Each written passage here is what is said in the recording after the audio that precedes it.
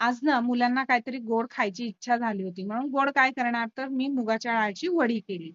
So मुगाची डाळ न धुता ती रुमालाला म्हणजे पुसून घेतली आहे आणि छान गुलाबी रंगावर परतून घेतली. तर 1 वाटी मुगाची डाळ, 1 वाटी पिठी साखर आणि 1 वाटी दुधावरची साय आणि छोटासा चिमूटभर फूड कलर.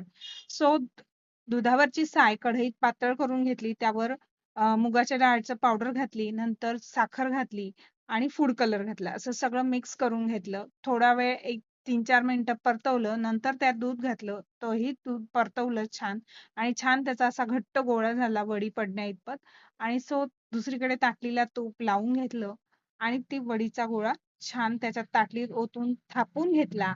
गरम असतानाच थापायचा आहे. त्यावर ड्रायफ्रूटची भरड घातली, तीही छान थापून घेतली. अशा प्रकारे मी वड्या पाडून घेतल्या. त्या थंड करायला ठेवल्या आणि खूप सुंदर वड्या तयार झाल्या. व्हिडिओ आवडल्यास लाईक, शेअर, सबस्क्राईब करायला विसरू नका आणि हो तुम्ही पण नक्की